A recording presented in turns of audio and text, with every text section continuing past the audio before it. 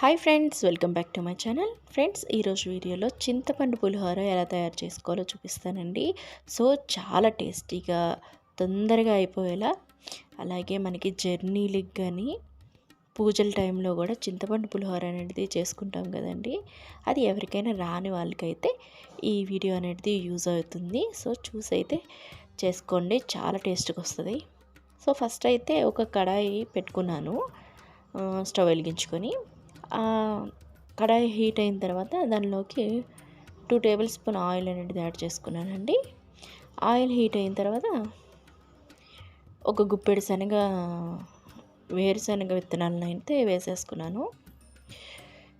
ఇలా కొంచెం ఫ్రై అయిన తర్వాత దీనిలోకి 1 కప్పు శనగపప్పును అయితే యాడ్ చేసుకుంటున్నాను.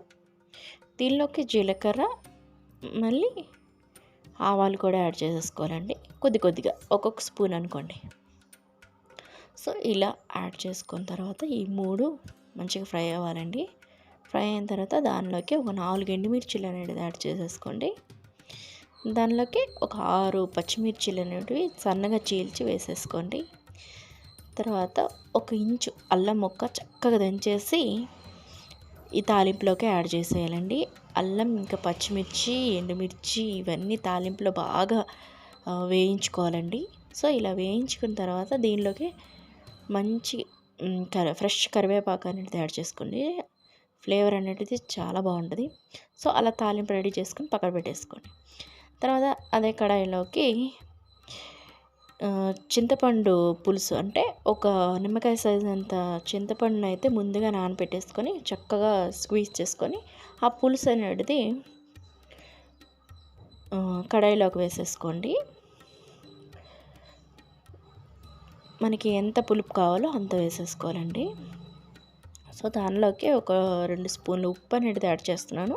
ఒకవేళ సరిపోకపోతే మనకి తర్వాత పులిహోర లాస్ట్లో కూడాను కలుపుకోవచ్చండి చూసుకొని.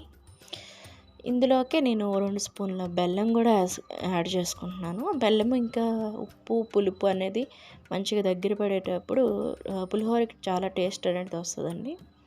సో దీనిలోకి 1 స్పూన్ పసుపు కూడా యాడ్ చేసుకుంటున్నాను. అందులోకే జీలకర్ర వేయించి పొడి చేసుకున్నాను. ఆ పొడి కూడాను 1 స్పూన్ దాకా వేసుకున్నానండి. అది చాలా టేస్ట్ ఇంకా హై పెంచుతుంది. సో దీనిలోకి ఇంగువ కూడాను 1 స్పూన్ వేసేసుకోండి. ఇంగువ ఫ్లేవర్ అనేది పులిహోరకి చాలా బాగుంటుందండి. సో ఇవన్నీ మంచిగా ఒక గుజ్జులా తయారయ్యేలా మరిగించేసుకోవాలండి ఈ పులుసుని.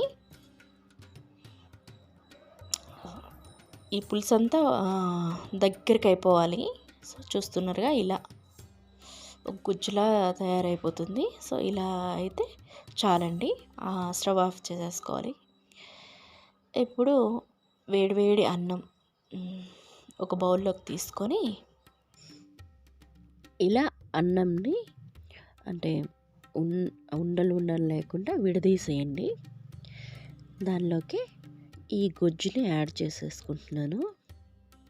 చింతపండు గుజ్జు ఉంది కదండి, దాన్ని కలిపేసుకుంటున్నాను. దాన్ని వేసుకొని కొంచెం అన్నంని మిక్స్ చేసుకోవాలి. ఇలా మిక్స్ చేసిన తర్వాత ముందుగా మనం తాలింపునైతే రెడీ చేసుకున్నాం కదా, దాన్ని కూడా వేసేయాలండి. ఇలా వేసేసుకొని మొత్తం ఇంకా చింతపండు పులుసు ఇంకా తాలింపు అన్నీ కలిసేలాగా మిక్స్ చేసుకోవాలి. కొందరైతే తాలింపులోనే చింతపండు పులుసు వేసుకుంటారండి. అలా వేసుకుంటే ఏమవుతుందంటే వేరుశనగ పలుకులు మెత్తగా అయిపోతాయి. అంటే తాలింపు అనేది మెత్తగా అయిపోతుంది, బాగోదు. అంటే మనం పులిహోర తినేటప్పుడు ఆ పలుకులు అనేటివి కొంచెం నమలడానికి క్రంచిగా ఉంటే చాలా బాగుంటుంది. సో అందుకోసమే నేను ఇలా విడివిడిగా చేసుకుంటానండి. తాలింపు సపరేటు, అలాగే గొజ్జు సపరేటు. ఇప్పుడు నేను రుచికి తగ్గట్టు అయితే ఉప్పు అయితే వేసుకున్నాను. మన చింతపండు పులిహోర రెడీ అయిపోయింది. ఎలా ఉన్నది అనేది మీరు ట్రై చేసి నాకు కామెంట్ సెక్షన్లో కామెంట్ చేయండి.